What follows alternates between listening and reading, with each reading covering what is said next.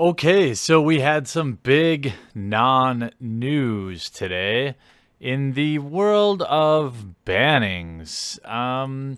So the ban and restricted announcement came out today, and I had wanted to talk about it a little earlier. Well, I'm filming this actually on the day it came out, March 13th. However, it looks like this will come out on the 14th because I had another issue to address with some Modern Masters shortages.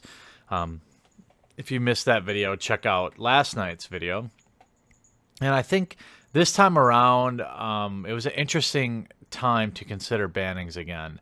So when R&D basically doubled their opportunities to look at what they might want to ban in Standard, it doesn't necessarily mean that they just wanted to ban things more often. I think one of the things that most young players don't understand about bannings is that they are really bad for consumer confidence. They're really bad for the game.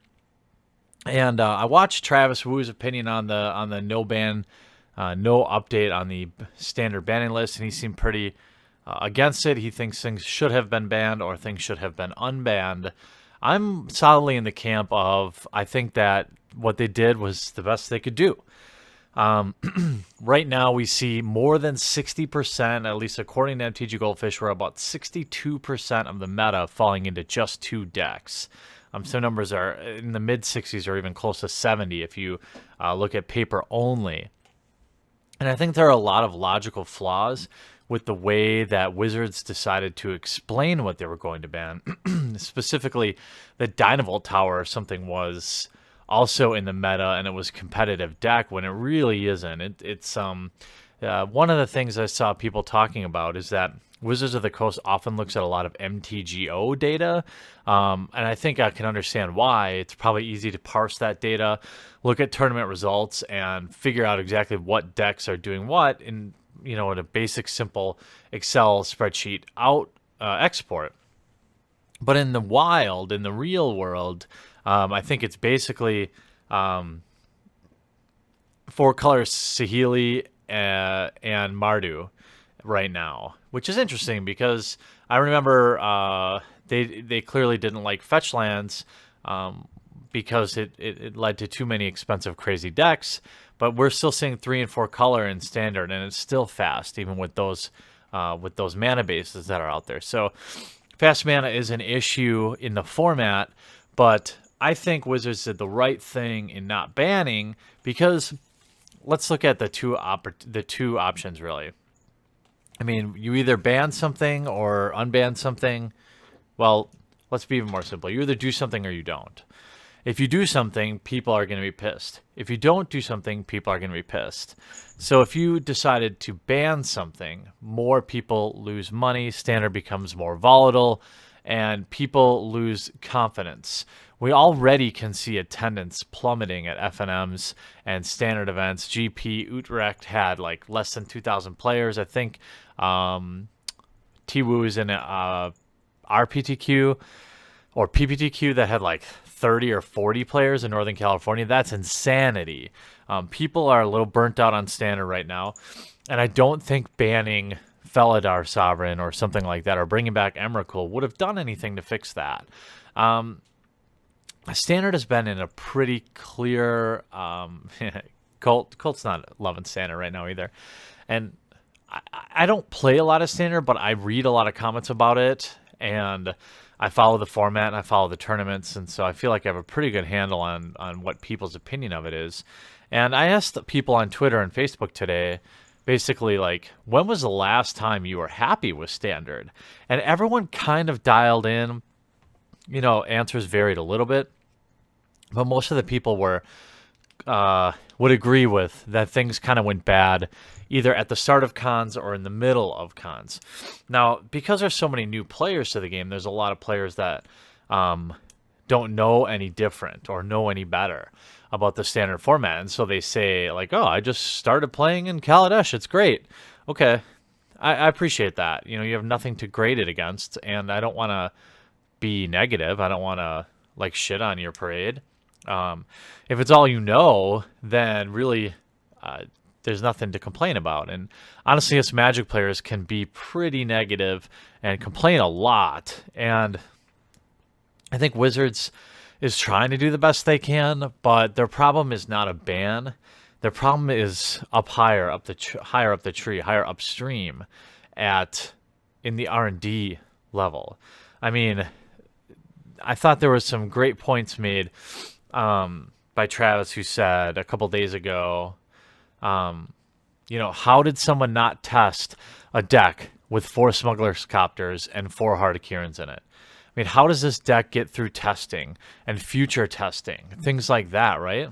Like, it seems pretty suspect that any amount of proper competitive testing was done, because obviously, you knew Smuggler's Copter was going to be good. It should have never been printed at all. And then, the very next set, you can have Heart-of-Kiran and Smuggler's Copter.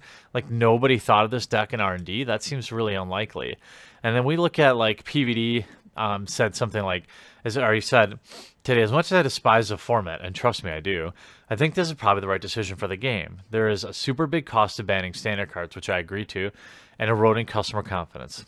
I don't think we should pay it when we have another month or so before the new set comes in. We kind of have to suck it up for a month and hope MonCat changes things. And I think that's what I feel that way too. I sent it out before I started looking at what other people's opinions were. I posted this on Facebook and Twitter that I felt like this was the best they could do, right? If they had done another banning or an unbanning, we would have a standard format that would last maybe 3 or 4 weeks.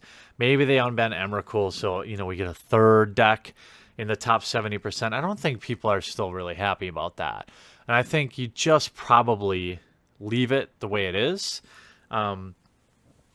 It's concerning when I look at these meta numbers. It's.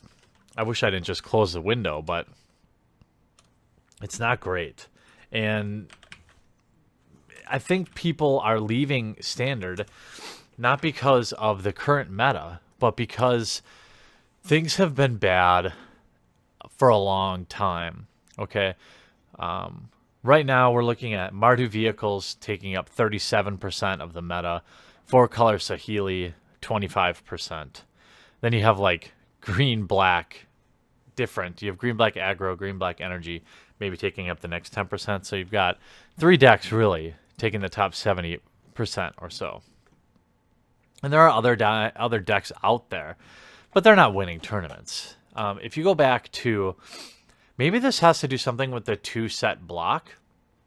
It felt like most people could agree that like Return to Ravnica, Innistrad, up to Theros were all pretty good in terms of a meta. And, I had genuine concern, like, what do people, since Magic players complain all the time, myself included, like, when were people really happy? I feel like cons, the biggest complaint was money. I felt like there were a couple decks going around, and too much Siege Rhino, right? Abzan was kind of dominating. I guess pre-cons, I wasn't really watching competitive play that much, but I'm curious if maybe or you'd like to share when you think standard was really good. Let's make an assumption here together. Let's assume that we're going to be stuck with Mardu vehicles and 4-color Saheeli for the next month, okay? I mean, we know that now. Let's try to define maybe together, what do you think is a good standard meta? How many decks are there in the top tier? I mean, I don't think there's ever going to be 10 top tier decks, right?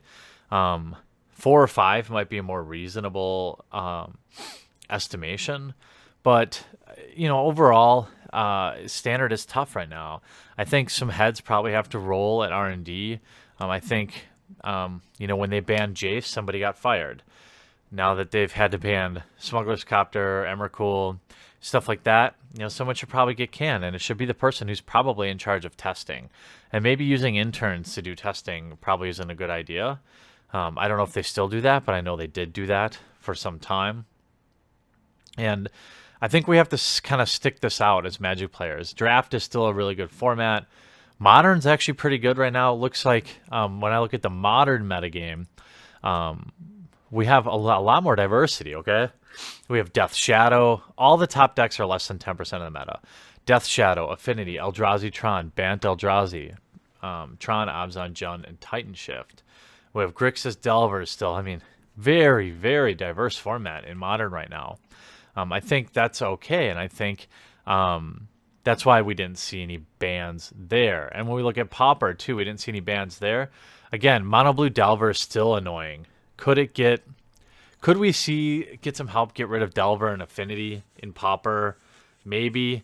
I mean, there's Mono Blue Delver, Affinity, Morasatron. And then we have Mono Green Stompy, which is good. Dimir Control. I mean, blue is in 6 out of the top 8 decks. I think Pauper is getting a little dicey. I mean, 10% of the meta, 13% of the meta isn't anything to freak out about. Vintage, we have Gush still kind of maintaining a strong goal there, a strong stranglehold in the format with 22%. And then Ravager Shops, Jorge Rodriguez, White Eldrazi. I don't think anything is too crazy right now to warrant a ban. Maybe Miracles and Legacy is a little strong, representing close to 20% of the meta right now. But I think Standard is what it is. I don't think we have much time to change that. I'm hoping people can kind of just chill out for a little while, play some Modern Masters, maybe formulate, help me understand what you all think a healthy Standard is. I think Wizards did the best they could, given a bad situation. You're going to lose players if you ban, and you're going to continue to lose players if the format stays this stale. But the closer we get to the new set, the quicker people will just say, wait for Amonkhet and I'll come back. So I think Wizards are going to be fine. I think they made the best decision they could, but I'm more interested in what you all think. So please leave it in the comment section down below, and I'll talk to you again real soon.